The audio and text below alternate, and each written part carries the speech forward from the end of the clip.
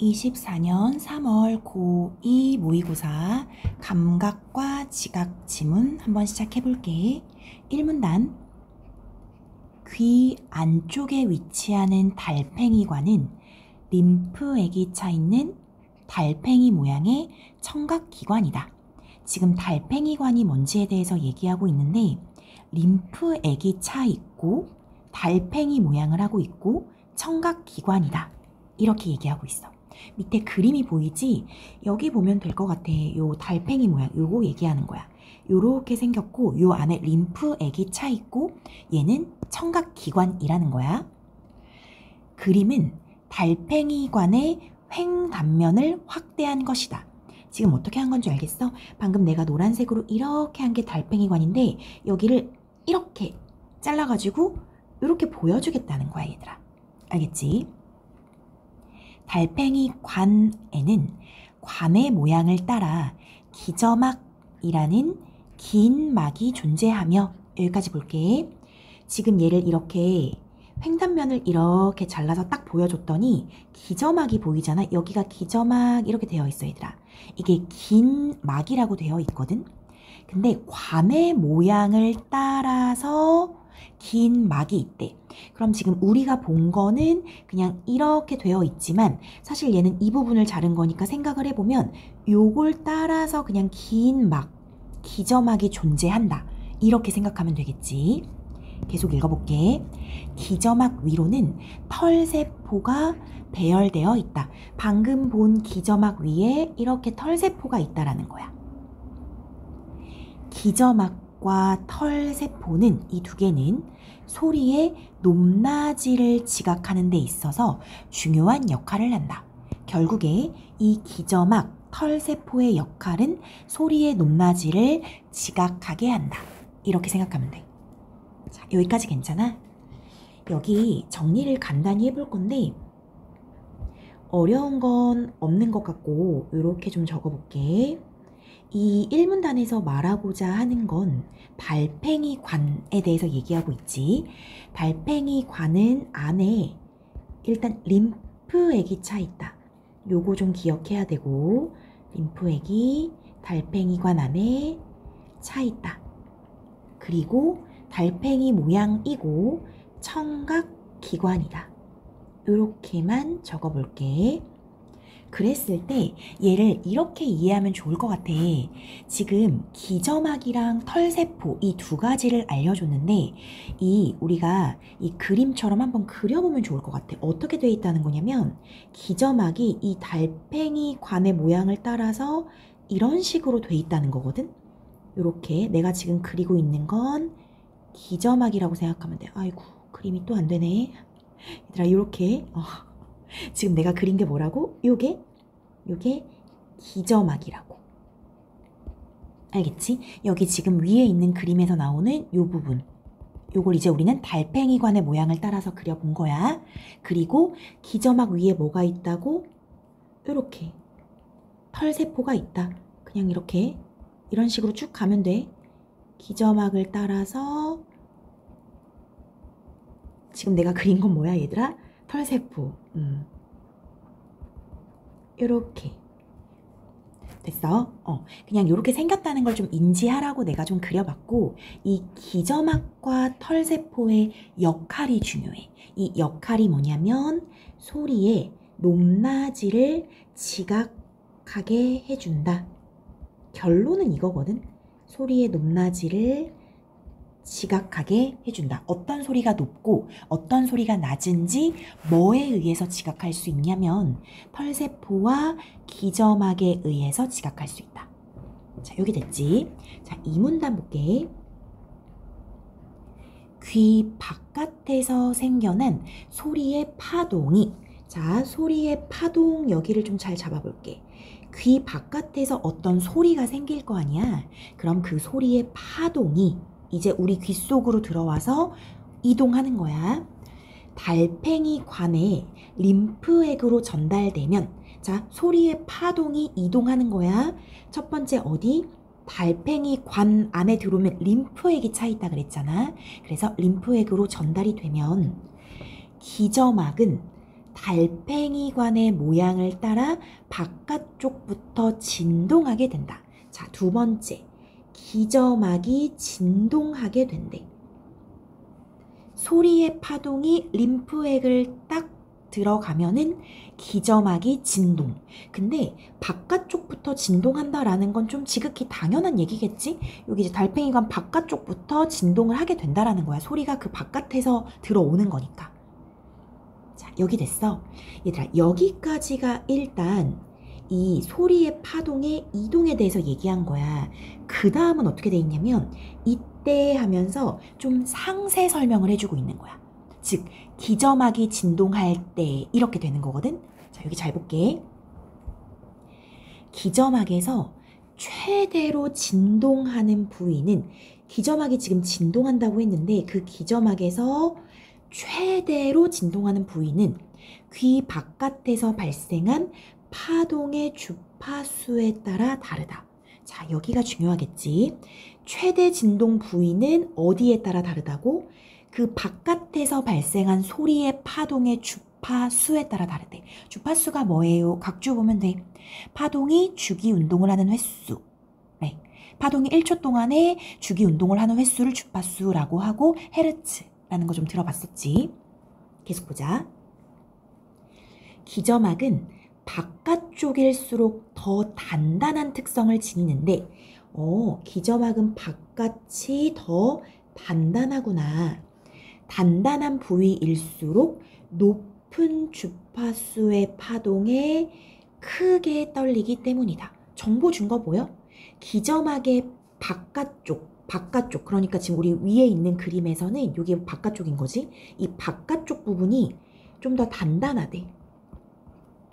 그런데 단단한 부위일수록 주파수가 그러니까 높은 주파수의 파동에 크게 떨린대. 계속 읽어볼까? 즉, 다시 설명하면 기저막을 진동시키는 파동의 주파수가 높을수록 기저막에서 최대로 진동하는 부위는 바깥쪽에 위치한다. 요게 정리해 준 거야. 다시 뭐라고 정리해 줬어? 파동의 주파수가 높아. 그러면 바깥쪽이 최대로 진동한다. 이렇게 얘기하고 있는 거지. 자, 괜찮니? 여기가 바깥쪽이니까 이 바깥쪽이 주파수가 높은 파동에 많이 최대로 진동을 하게 된다. 계속 읽어보자. 이때 귀 바깥에서 발생한 파동의 주파수가 높을수록, 또 똑같은 얘기지. 기저막에서 최대로 진동하는 부위의 길이는 짧다. 아, 파동의 주파수가 높잖아? 그럼 바깥쪽이 많이 진동한다 그랬잖아. 그런데 진동하는 부위의 길이는 또 짧대. 얘들아, 요거 관계성 알겠어? 길이는 짧다.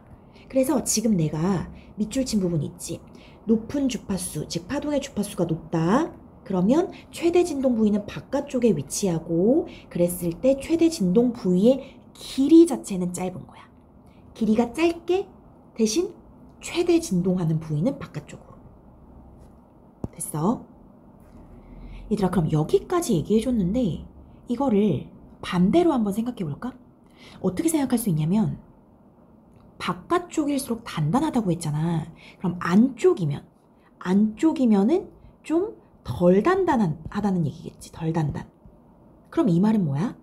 바깥쪽일수록 높은 주파수의 파동에 크게 떨려 안쪽일수록 낮은 주파수의 파동에 크게 떨린다는 말이고, 그랬을 때 이 최대로 진동하는 부위의 길이는 조금 더 길다라는 거겠지. 여기까지 같이 잡아내야 되는 거야. 여기까지 괜찮니? 계속 보자. 기저막이 진동하는 정도는 기저막의 바깥쪽에서부터 완만하게 커지다가 기저막이 최대로 진동하는 부위를 지난 후에 급격히 감소하는 경향을 보인다. 이 말 괜찮아? 그러니까 기저막이 어느 정도 진동하느냐라는 게 바깥쪽부터 커지다가 최대 진동 부위가 있을 거 아니야. 그리고 나서 그냥 급격히 감소한다 라고 얘기해 준 거지. 얘들아 여기까지 괜찮니? 조금 더 읽어볼까? 3문단. 기점막이 진동하면 얘들아 다시 돌아왔어. 기점막이 진동하면은 아까 전에 여기 이 문단에서 여기 부분이야. 기점막은 달팽이관의 모양을 따라 바깥쪽으로부터 진동하게 된다. 기점막이 진동하면 하면서 이어서 얘기해 주는 거야. 그럼 기점막이 진동했어. 자, 그 다음 단계에 털세포가 반응하여 털이 휘어지면서 전기 신호가 발생한다. 자, 그러면 우리 번호를 다시 매겨볼게. 기점막이 진동하는 게 2번이었어. 그러면 털세포가 반응해. 기점막 위에 털세포 있다고 했었잖아. 그게 반응해서 그 털세포의 털이 휘어져. 그러면서 4번 전기 신호가 발생해. 자, 여기까지 됐어. 자, 계속 보자. 기점막에서 최대로 진동하는 부위에 가까이 있는 털세포일수록 털이 휘는 횟수가 많고, 기점막에서 최대로 진동하는 부위에 있는 털세포는 기점막이 진동할 때마다 반응하므로 털이 휘는 횟수가 가장 많다. 여기도 털이 휜다라는 부분에 대해서 좀 상세 설명을 해주고 있는 거거든. 다시 볼까? 기점막에서 최대로 진동하는 부위가 있을 거 아니야? 최대 진동 부위 가까이에 있으면 얘가 최대로 진동하니까 당연히 휘는 횟수가 더 많다라는 거야.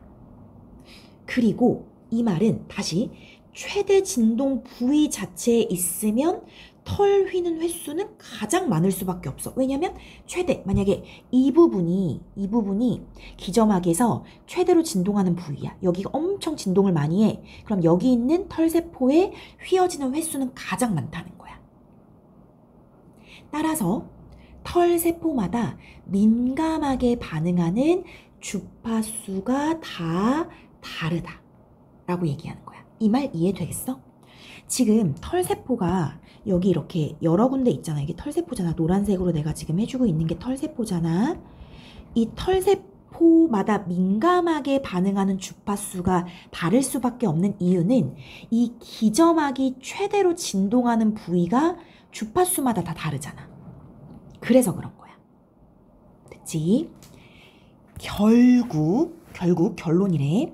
기점막에서 최대로 진동하는 부위에 있는 털세포가, 만약에 기점막 여기 부분에서 최대로 진동해. 기점막이 여기서 그 위에 있는 요 털세포가 초당 전기 신호를 발생시키는 횟수는, 방금 털세포에서 전기 신호가 발생한다고 했으니까 이 부분, 이 털세포에서 전기 신호를 발생시키는 횟수는 기점막을 진동시킨 파동의 주파수와 일치한다.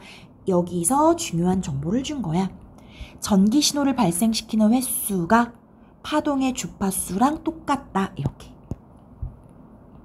이때 비슷한 주파수를 지닌 여러 파동이 동시에 달팽이관으로 전달되면 반응하는 털세포가 있는 영역이 겹칠 수 있다. 이거 이해되니?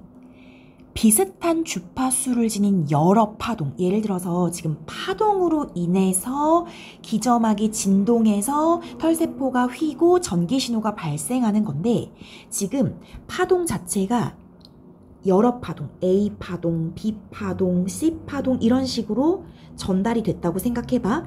그랬을 때 A, B, C의 주파수가 비슷해.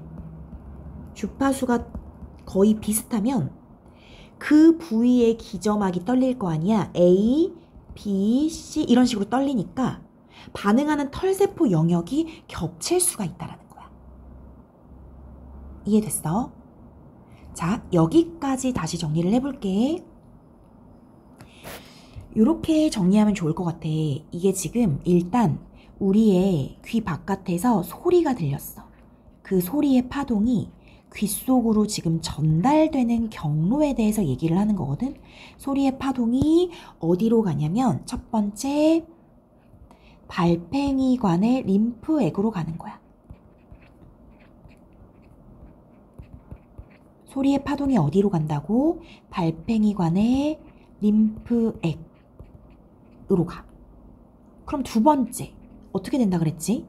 림프획으로 소리의 파동이 전달되면 기저막이 달팽이관 모양을 따라 바깥쪽부터 진동한대. 기저막이 진동한다. 이렇게 써줄게. 바깥쪽부터 진동한다라는 건 상식적으로 이해가 갈 수 있으니까. 기저막이 진동하면 어떤 일이 벌어진다 그랬지? 우리 한 번에 써볼까? 그 기저막 주위에 있는 털세포가 반응해서 털이 휘어져. 기저막 바로 위에 털세포가 있었으니까 털세포에 털이 휘어져. 털세포에 털이 휘어지면 뭐가 발생해? 전기 신호가 발생한다. 여기까지 과정을 얘기해 준 거야, 얘들아. 이 2, 3문단에서. 그리고 중간에 이 과정에서의 디테일을 잡아준 거거든. 자, 디테일을 좀 정리해 볼게. 자, 첫 번째 디테일. 뭐라고 얘기했냐면 기저막에서 최대로 진동하는 부위는 파동의 주파수에 따라 다르다. 이렇게 얘기했거든. 이걸 정리해 볼게. 그 소리의 파동의 주파수. 소리 파동의 주파수는 뭐에 영향을 미친다고? 기저막에서 최대로 진동하는 부위. 기저막에서 어느 부위가 최대로 진동하는가. 요렇게. 요거 이해됐어? 파동의 주파수는 기저막에서 최대로 진동하는 부위에 영향을 미치는데 어떤 특징이 있어요? 어떤 상관관계가 있어요? 라고 하면 이렇게 말하면 되겠지? 높은 주파수, 그러니까 주파수가 높아. 높은 주파수는 어디에? 뭐라고 했었지? 단단한 부위에 크게 떨린다. 이렇게 얘기했어. 높은 주파수는 단단한 부위. 근데 단단한 부위가 어디라고 했냐면 기저막의 바깥쪽이야 라고 얘기했어. 바깥쪽은 단단하다. 그리고 파동의 주파수가 높을수록 그 진동하는 부위의 길이는 짧다. 이렇게 얘기했지. 기억나지? 그럼 이거 가지고 우리는 다른 얘기를 정리할 수 있겠지? 높은 게 아니라 이제 낮은 주파수. 주파수가 낮아.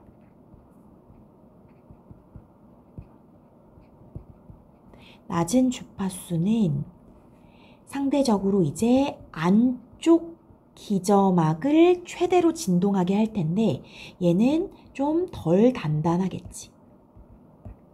그리고 진동하는 길이는 상대적으로 길다. 이렇게 생각하면 되겠지. 그래서 요게 첫 번째. 이게 중요하고 두 번째는 또 무슨 얘기를 해줬냐면 기저막이 진동하는 정도에 대해서 얘기했어. 기저막의 진동 정도.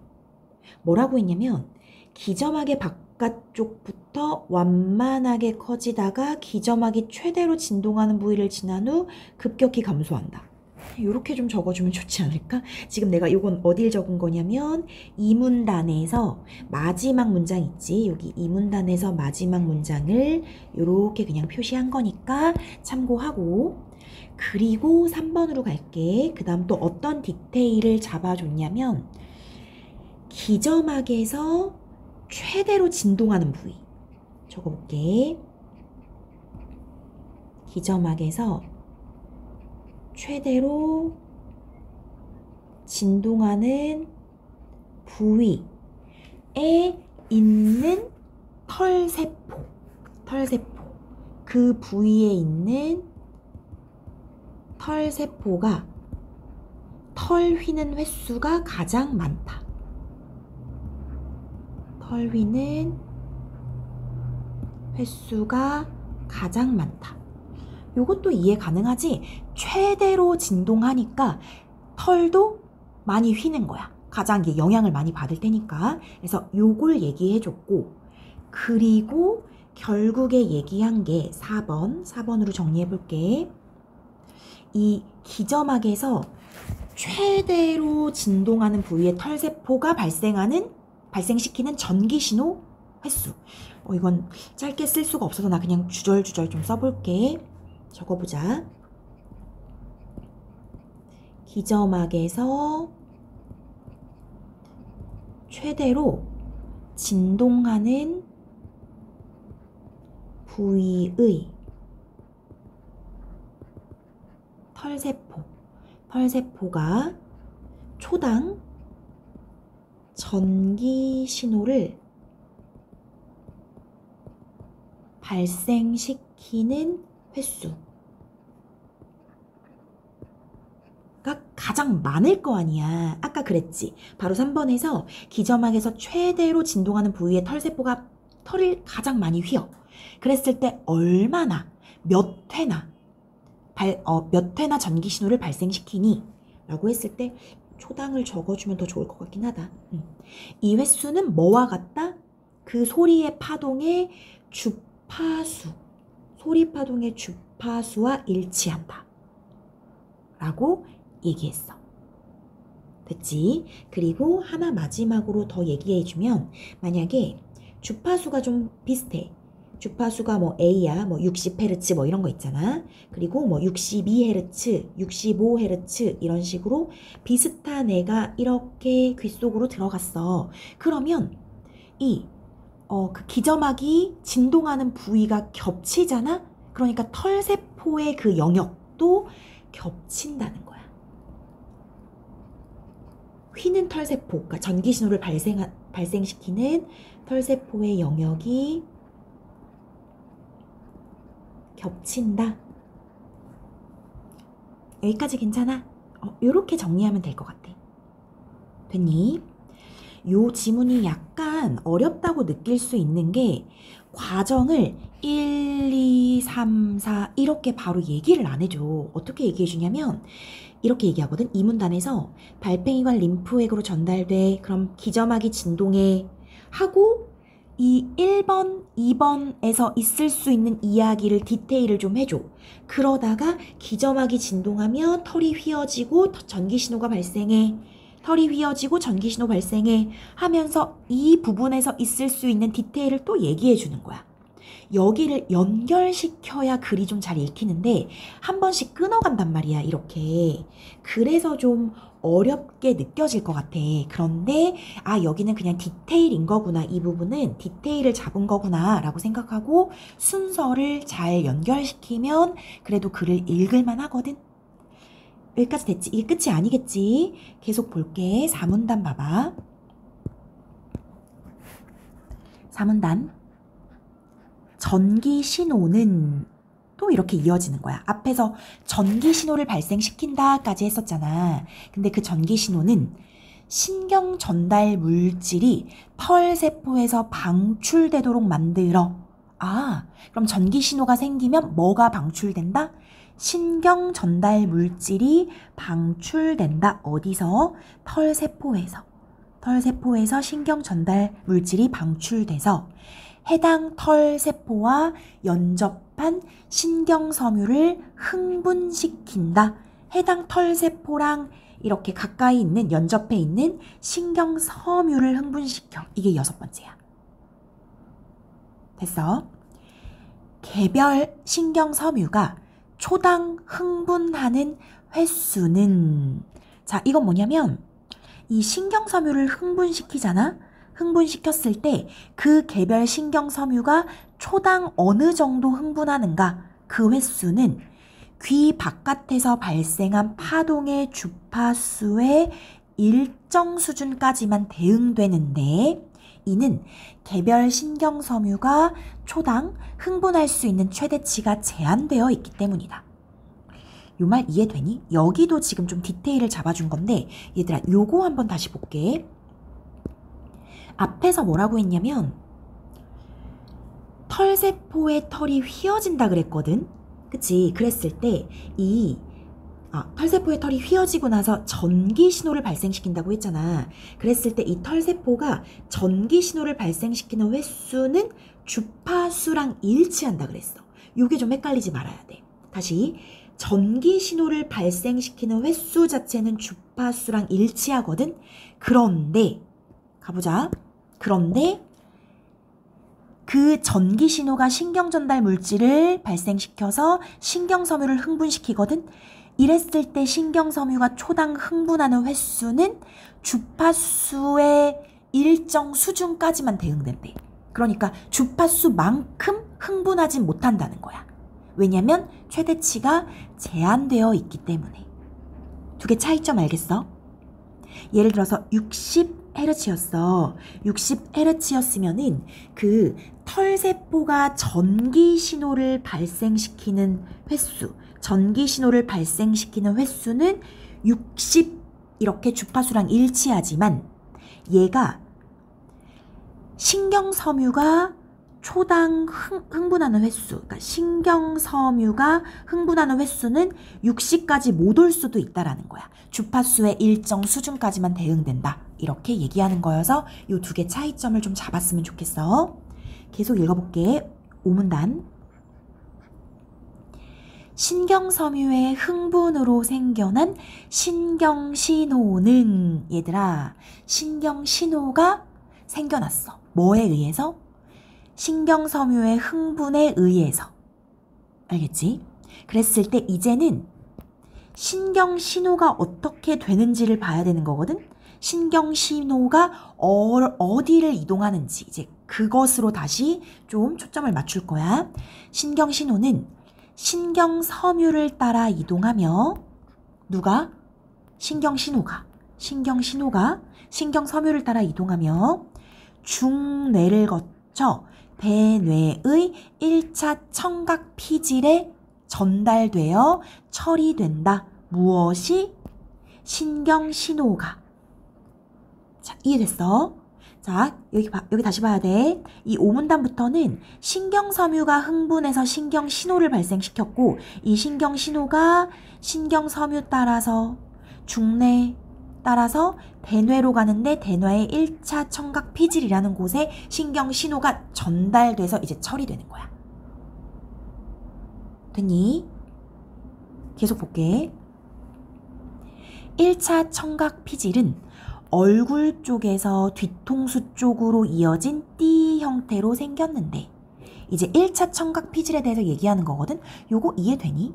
그러니까 이렇게 사람 얼굴이 이렇게 있다고 치면은 이렇게 얼굴 쪽에서 뒤통수 쪽으로 이어진 띠 형태, 이렇게 생겼다라는 거야. 얼굴에서 뒤통수 쪽으로 이어진 이런 띠 형태로 1차 청각 피질이 생겼는데, 얼굴 쪽에 있는 부위일수록 신경섬유를 통해 기저막의 안쪽 부위랑 연결되고, 앞에서 얘기했던 기저막이 이렇게 연결되네. 그리고 뒤통수 쪽에 있는 부위일수록 기저막의 바깥쪽과 연결된다. 됐지? 즉, 대뇌에 이르기까지의 모든 개별 신경섬유들은 민감하게 반응하는 주파수가 정해져 있는 것이다. 까지 볼게. 여기까지. 결국에는 주파수로 다시 끝이 나거든. 우리 정리하면서 여기를 좀 다시 볼 거거든. 여기를 어떻게 정리하면 좋냐면, 얘들아, 앞에서 우리가 봤던 그 소리의 파동이 어떤 경로를 따라서 진행되는지 거기부터 다시 볼 거야. 자, 귀 바깥에서 들린 소리가 이제 파동을 딱 일으키면 이 파동이 어떻게 됐는지 기억 한번 해볼래? 첫 번째, 달팽이관의 림프액으로 들어가. 달팽이관의 림프액으로 들어가면 무엇을 진동시킨다 그랬지? 기저막을 진동시킨다 그랬지? 기억을 좀 해봐. 기저막을 진동시켜. 기저막을 진동시키면 그 기저막 근처에 있는 털세포에 털이 휘어져. 기억나니? 털이 휘어져. 그럼 털이 휘어지면 전기 신호가 발생해. 그래, 맞지? 여기까지 4번 이렇게 얘기했어. 전기 신호가 발생하면 하면서 5번이야. 신경 전달 물질이 방출된다. 이게 5번. 신경 전달 물질이 방출된다. 어디에서? 털세포에서. 털세포에서 신경 전달 물질을 방출시켜. 이게 5번이야. 맞지 얘들아? 그러면 신경 전달 물질을 방출시키면 해당 털세포와 연접한 신경섬유를 흥분시켜. 신경섬유를 흥분시킨다. 그래서 신경섬유가 흥분되면 뭐가 발생한다? 신경 신호가 발생한다. 이게 여기까지 일단 과정이야. 자, 됐어? 그리고 나서 디테일을 하나 줬잖아. 어떤 디테일을 줬냐면 이 신경섬유가 흥분한다랑 관련한 디테일을 하나 줬는데 신경섬유가 초당 흥분하는 횟수. 신경섬유가 초당 흥분하는 횟수.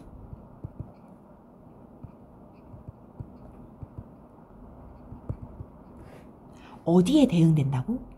주파수에, 그러니까 파동의 주파수의 일정 수준까지만 대응한다. 그러니까 주파수가 아닌 거야.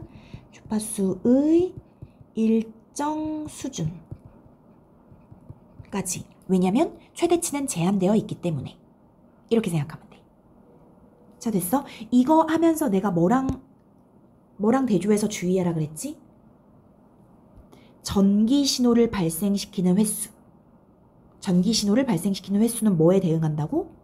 얘는 파동의 주파수랑 대응이 되지만 일치하지만, 대응 말고 일치라는 말을 쓸게 뭐 똑같은 말이지만, 이 전기 신호는 파동의 주파수와 일치하지만 신경섬유 흥분 횟수는 주파수의 일정 수준까지만 흥분한다. 여기까지 됐지? 그리고 나서 다시 가야 돼. 이 신경신호가 이제 어떻게 되는지. 그러니까 얘들아, 이게 지금 소리의 파동이 우리 귀에 들어오면 신경신호로 바뀌어서 그 신경신호가 이제 어디로 전달되는지를 보자는 거야. 알겠지? 신경신호가 어디를 따라가냐면 신경섬유를 따라서 간다. 신경섬유를 따라서 중뇌를 거쳐서 어디로 가? 대뇌에 있는 1차 청각피질로 간다. 무엇이? 신경신호가. 이렇게 된 거야. 그랬을 때 이 대뇌에 있는 1차 청각피질은 얼굴에서부터 뒤통수로 이어져 있는 긴 띠 모양, 띠 형태로 생겨 있다. 라고 얘기한 거야. 그러면서 어떤 정보를 줬냐면 얼굴 쪽에 있는 부위일수록 기점막의 안쪽, 뒤통수 쪽은 기점막의 바깥쪽이랑 연결된다라고 얘기했거든. 이거 그냥 넘기면 안 되겠지. 이거 정리하고 가야 되는 거야. 우리 그럼 정리를 이렇게 해볼 거야. 기저막을 다시 그려볼 거야. 달팽이관에 있는 기저막이 달팽이관의 모양을 따라서 이렇게 있다 그랬지? 자, 이렇게만 그릴게. 내가 그린 게 이제 기저막이라고 생각하면 돼. 바깥쪽이야. 여기가 바깥쪽은 어디랑 연결돼 있다고? 뒤통수. 이 기저막의 바깥쪽이 뒤통수랑 연결돼 있고 안쪽 있지? 기저막의 안쪽이면 어디랑 연결돼 있다고? 얼굴. 이렇게 돼 있다는 거거든? 그랬을 때 여기까지만 쓰면 안 되고 우리 앞에서 있던 정보를 연결시켜야 돼. 이 바깥쪽은, 기저막의 바깥쪽은 단단하다 그랬어. 기억나지? 단단한 곳은 주파수가 높은 파동의 최대 진동을 한다고 했고, 그치? 그리고 그 최대 진동의 길이는 짧아요. 이렇게 얘기했었어. 안쪽은 좀 덜 단단해. 그리고 낮은 주파수일수록 최대 진동을 하는 거고 길이는 조금 상대적으로 길다. 여기까지 연결을 시켜놔야 돼. 그럼 문제가 어떻게 나올까? 뒤통수 쪽에 있는 기저막, 얼굴 쪽에 있는 기저막 하고 연결을 시킬 수 있는 거야. 이 주파수가 높을수록 뒤통수에 가까이 있는 기저막이 이런 식으로. 알겠지? 그래서 여기까지 연결을 시켜놔야 돼. 그래서 다시 글로 가보자. 그래서 즉부터 다시 볼게. 즉, 대뇌에 이르기까지, 지금 대뇌까지 왔잖아. 대뇌에 이르기까지 모든 개별 신경 섬유들은 민감하게 반응하는 주파수가 정해져 있는 것이다. 이렇게. 이쪽은 높은 주파수에 더 최대로 진동하고 낮은 주파수에 최대로 진동하는 부분이 다 다르다는 거야. 마지막 읽어보자. 대뇌에서는 흥분한 신경 섬유가 기저막에 어떤 위치에 있는 털세포와 연접하는지에 대한 정보. 다시. 흥분한 신경 섬유가 기저막에 어떤 위치에 있는 털세포랑 연접해 있는지. 그러니까 기저막의 이쪽 부분인지 안쪽 부분인지 이런 거 얘기하는 거야. 이런 정보. 그리고 신경섬유가 어떤 주기로 흥분하는지에 대한 정보를 활용해서 여기까지는 다 앞에서 얘기했던 부분인 거야. 결론. 주파수가 높은 파동일수록 높은 소리로 지각하게 된다. 이게 결론인 거야. 주파수가 높은 파동일수록 높은 소리. 그럼 주파수가 낮은 파동일수록 낮은 소리로 지각하게 된다는 얘기를 하고 있는 거겠지. 여기까지 정리를 해야 이 글을 제대로 읽은 건데, 얘들아, 이거 우리 1문단을 다시 한번 보자. 1문단에서 이렇게 얘기했거든. 기저막과 털세포는 소리의 높낮이를 지각하는 데 있어서 중요한 역할을 한다 라고 하면서 마지막에 뭐라고 한 거야? 주파수가 높은 파동일수록 높은 소리야. 높은 소리야. 그럼 주파수가 낮은 파동일수록 낮은 소리야. 소리의 높낮인 거지? 이게 지금 소리의 높낮이에 대한 거지? 이 높낮이가 뭐를 통해서 인지가 된다고? 기저막. 지금 이거 까맣게 달팽이처럼 그린 게 기저막이잖아. 그리고 그 위에 있는 털세포에 의해서 지각한다는 거지.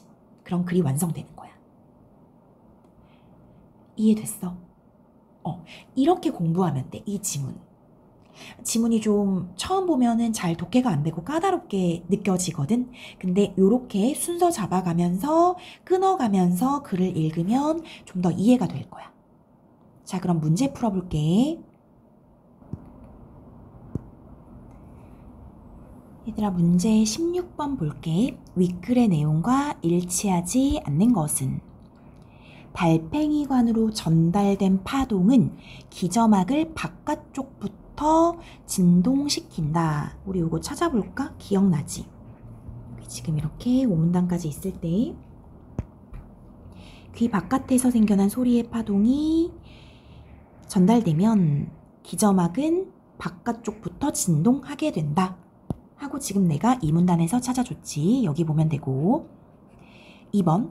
기저막에서 단단한 부위일수록 더 높은 주파수의 파동에 최대로 진동한다. 이것도 기억나지? 여기 보면은 기저막을 진동시키는 파동의 주파수가 높을수록 최대 진동 부위는 바깥쪽에 있다.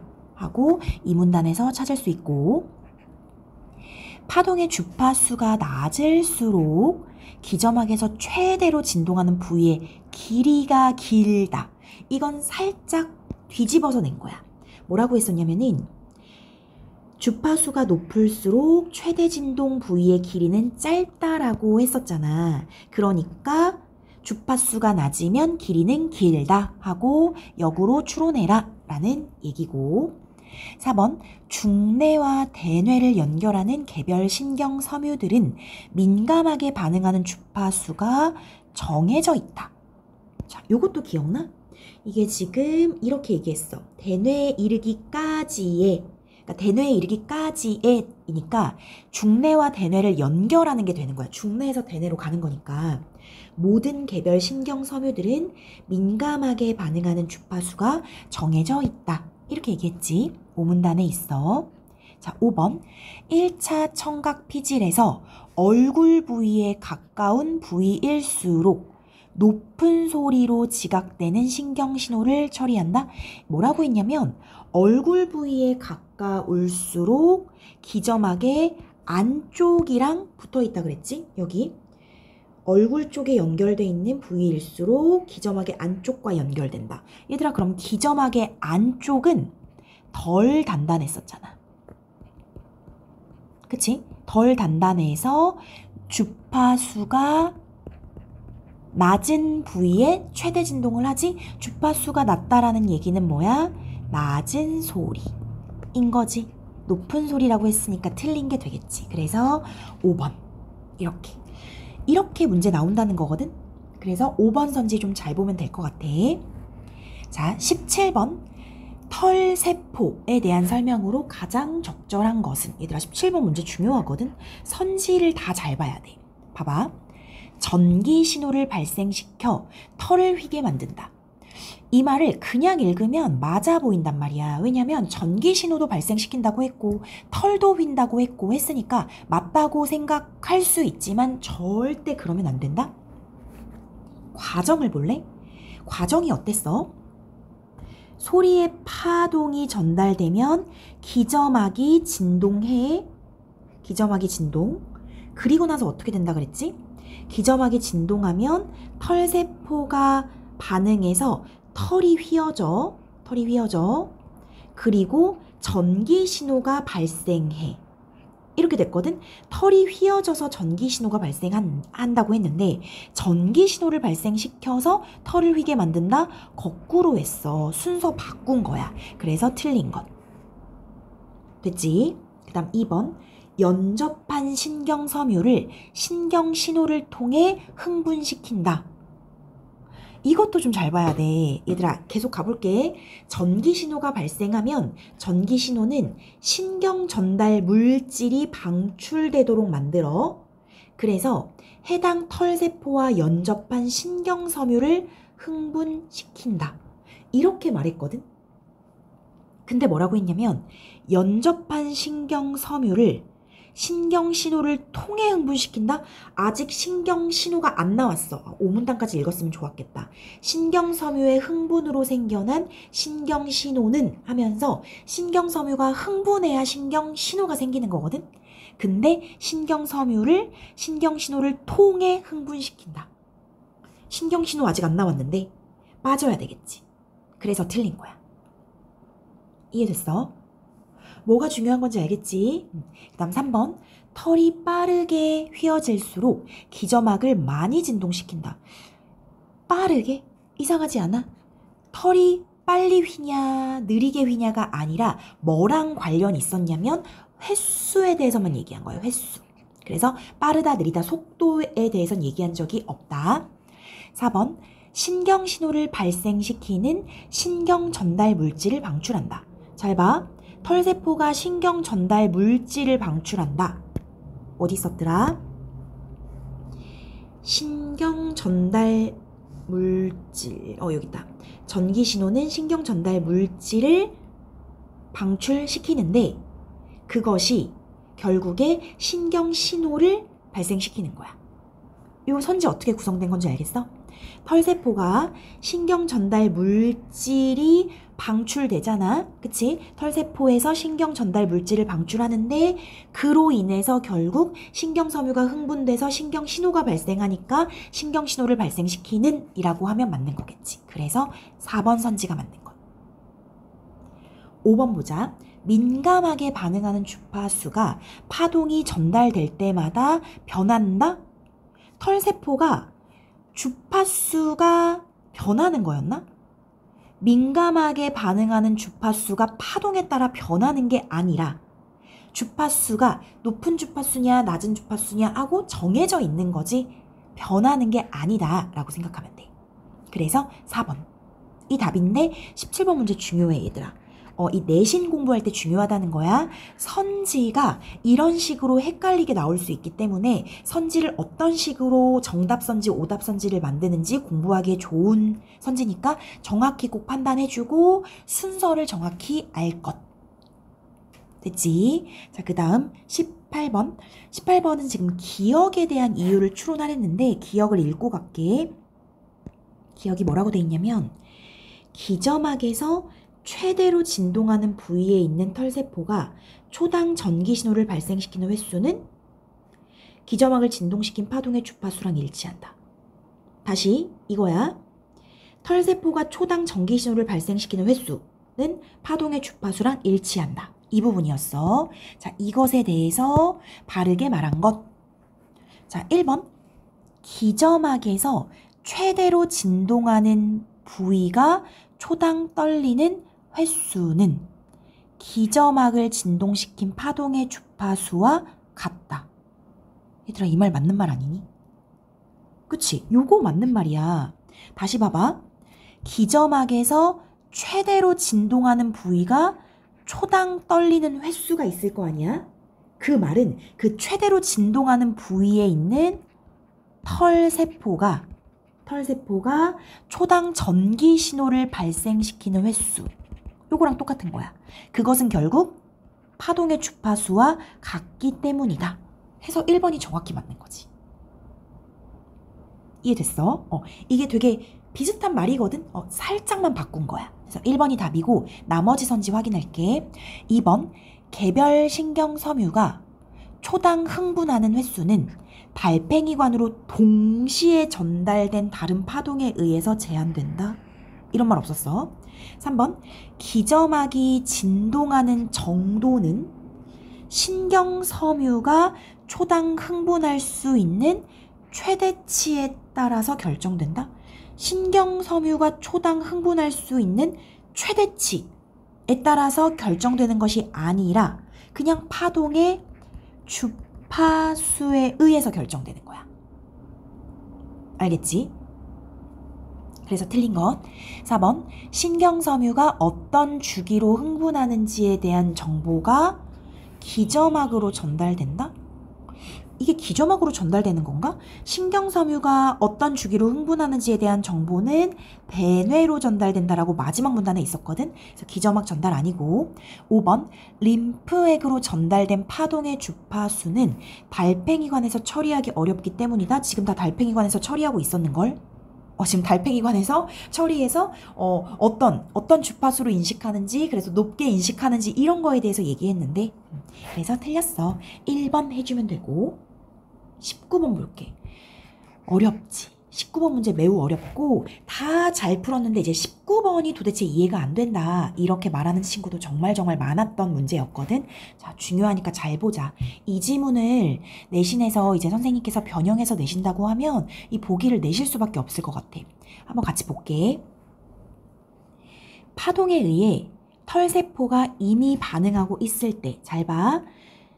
소리의 파동에 의해서 털세포가 이미 반응하고 있을 때, 이 말은 뭐냐면 소리가 들어와서 털세포가 진동하고 있을 때, 반응하고 있을 때 이거야.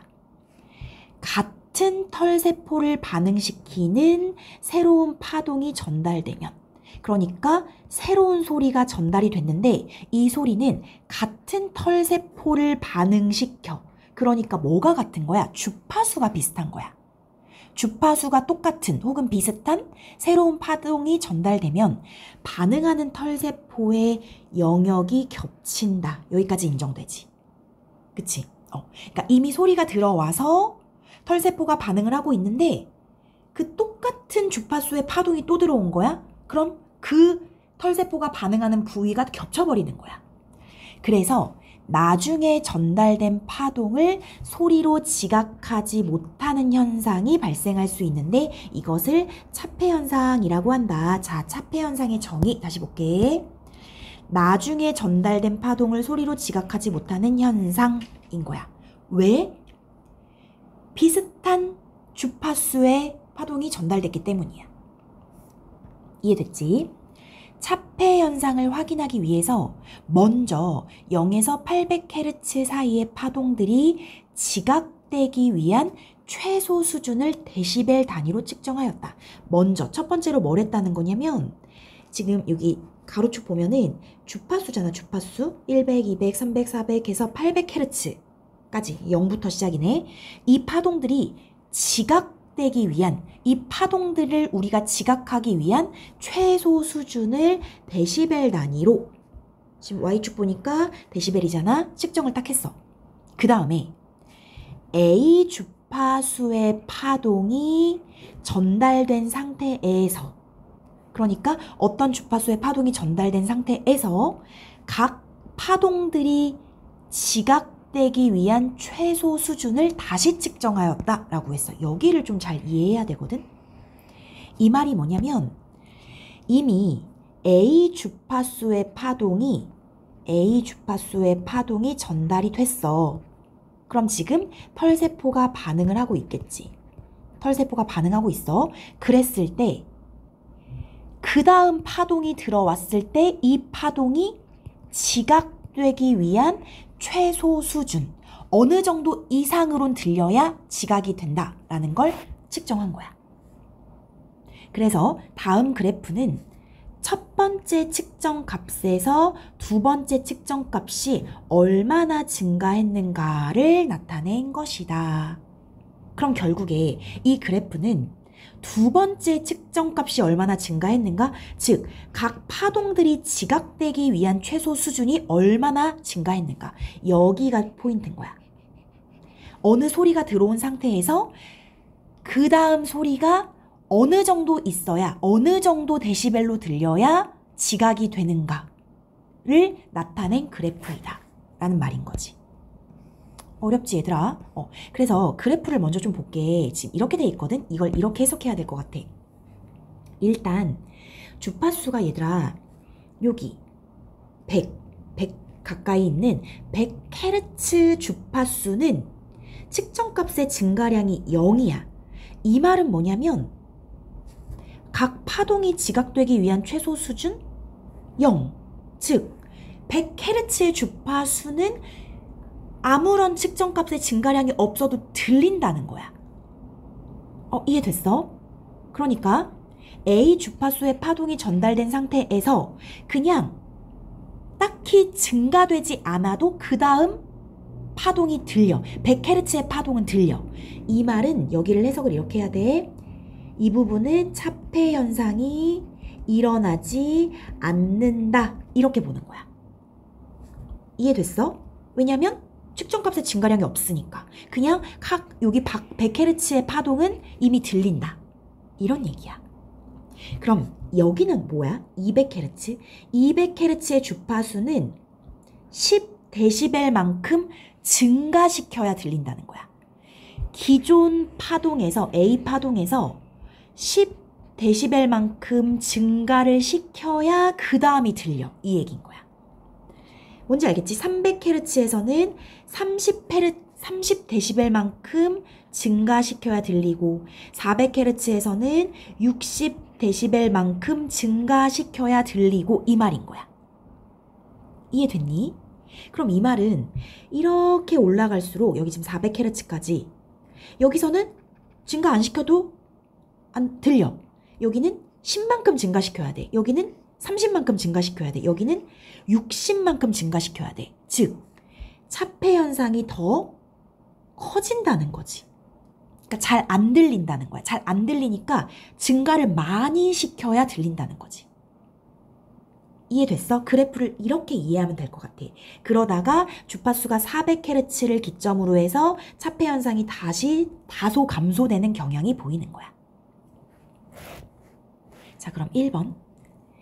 A 주파수의 파동이 전달된 상태에서 여기야. A 주파수의 파동이 전달된 상태에서 주파수가 200Hz인 파동, 200Hz인 파동이 10dB로 전달되면 소리로 지각되겠군. 200Hz는 10dB 맞지? 라고 해서 맞았다고 한 친구들이 대다수야. 하지만 그게 아니라고. 그게 아니고 이거 답 1번이거든? 자, 왜 그런지 다시 해줄게. 200Hz인 파동은 무슨 얘기냐면은 A 주파수의 파동이 전달된 상태에서 A 주파수 파동이 전달된 상태에서 10dB만큼 10dB이 더 넘어가야 그제서야 파동으로 그제서야 지각이 되는 거야. 이해됐어? 즉 다시 말하면 기존에 있는 데시벨보다 10데시벨을 높여야 그제서야 소리로 지각이 되는 거지. 그런데 고작 10데시벨로 전달되면 소리로 지각이 되지 않아. 기존 소리에서 10데시벨을 높여야 돼. 이해됐어? 10데시벨로 전달해라 라는 말이 아닌 거야. 10데시벨 이상이어야 그제야 들리는 거야. 그러니까 이 A의 주파수 파동이 전달된 상태에서 10데시벨 이상이 돼야 들리니까 기존에서 10데시벨 플러스를 시켜야 소리로 들린다. 그래서 답이 1번이야. 됐지? 어렵지? 자, 나머지 볼게. 2번. 기저막에서 A의 주파수의 파동에 최대로 진동하는 부위보다, 자, 여기 A의 주파수의 파동에 최대로 진동하는 부위, 여기라고 보면 되겠지. 최대 진동. 지금 여기가 데시벨이 가장 높으니까 여기보다 안쪽 부위를 크게 떨리게 하는 파동일수록 안쪽 부위를 크게 떨리게 하는 파동이다. 이 말은 어떻게 가야 되는 거냐면 기저막의 안쪽 부위가 되는 거야.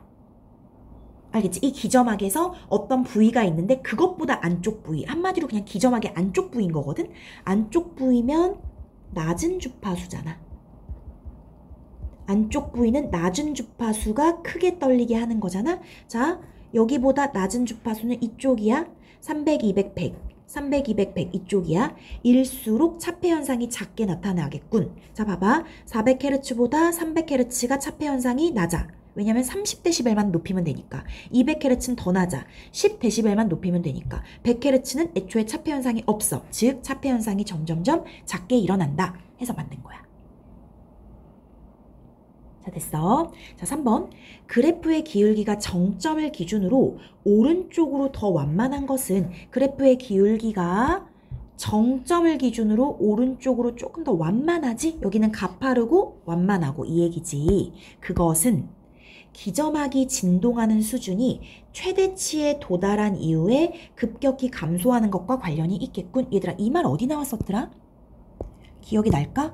이 말이 어디 나왔냐면은 여기 기저막이 진동하는 정도는 바깥쪽부터 완만하게 커지다가 최대로 진동하는 부위를 지난 후 급격히 감소한다. 이 부분이야. 이거랑 관련이 있겠군 이라는 말이어서 맞다 라고 봐주면 되고. 자, 4, 5번 선지 잘 볼게. 4번. 100Hz에서 측정 값의 증가량이 0인 것은 요거야. 여기. 이 말은 100Hz에서 측정 값의 증가량이 0이다. 즉 차폐 현상이 나타나지 않는 것은 요 말이야. A의 주파수의 파동과 100Hz의 파동이 각각 기저막에서 최대로 진동시키는 부위가 멀리 떨어져 있기 때문이겠군. 아, 이 말이 왜 맞을까? 얘들아, 이거 좀 어려운데 중요하거든? 차폐 현상이라는 것의 정의 자체가 뭐냐면 반응하는 털세포가 겹치는 거야. 겹치니까 다음에 오는 소리로 지각하지 못하는 거야. 그러니까 기저막이 이렇게 있다고 했을 때 어느 부분은 이제 그 A 주파수는 여기를 막 떨리게 했어. A 주파수가. 그런데 A 다시 주파수가 들어와서 비슷한 게 들어와서 이 부분을 떨리게 하는 거야. 겹쳐버려. 그러니까 이쪽 부분을 소리로 잘 인지하지 못하는 게 차폐 현상이거든. 근데 100Hz의 주파수는 지금 애초에 0이야, 0. 그러니까 더 플러스 해야 될 데시벨이 없는 거야. 이 말은 A 데시벨이 여기서 기저막을 진동시켰어. 그런데 100Hz의 주파수는 이쪽을 막 진동시키고 있는 거야. 그러니까 안 겹쳐. 안 겹치니까 차폐 현상이 일어나지 않아. 얘도 소리로 인식하고 얘도 소리로 인식한다는 거야. 이 말을 다시 얘기하면 기저막에서 최대로 진동시키는 부위가 멀리 떨어져 있다라는 거야. 그래서 이것은 서로 겹치지가 않는다. 기저막의 최대 진동 부위가 겹치지 않는다라는 말을 4번처럼 풀어낸 거지. 맞는 말인 거야. 됐지? 5번 갈게. 그래프의 정점에 해당하는 주파수가 400Hz 부근인 이유는, 여기 400Hz 부근이 그래프의 정점에 해당하는 주파수인 이유는 해당 주파수의 파동에 해당하는 털세포와 A 주파수 파동에 반응하는 털세포가 가장 많이 중복된다? 얘들아, 이 말 뭐야? 이 400Hz 이 부분은 차폐 현상이 최대치야. 그러니까 400Hz로 소리를 주면 그 주파수로 떨리는 부분이랑 A 주파수 부분이 겹치니까 잘 안 들려. 그래서 60dB를 추가로 더 높여야 그제야 소리로 인식된다라는 거야. 그러니까 가장 많이 중복된다 이런 얘기야. 그러니까 이 부분은 이제 차폐 현상이 크게 일어난다 라는 얘기를 하고 있는 거지. 이해됐을까? 4번하고 5번을 왜 묶어서 봐야 된다고 하는 건지 알겠지? 선지 공부를 정말 잘해주면 될 것 같아. 알겠지? 19번 중요하고 어렵고 여러 번 봐야 될 것 같으니까 선지를 통해서 그래프를 계속 좀 이해해줬으면 좋겠어. 그리고 20번 문맥상 바꿔쓰기에 가장 적절한 것은 얘들아 요거 너희가 스스로 해볼 수 있는데 요게 5번이거든? 신경신호가 신경섬유를 따라 중뇌를 경유하여 대뇌로 간다 이런 얘기야. 그래서 5번 해주면 돼. 나머지 아닌 거 알 수 있을 거고 이 부분 어휘가 어려운 친구들은 해설지나 아니면 사전 찾아서 어휘를 꼭 익혀야 될 것 같아. 됐어? 아유 고생했어. 여기까지 할게. 수고 많았어.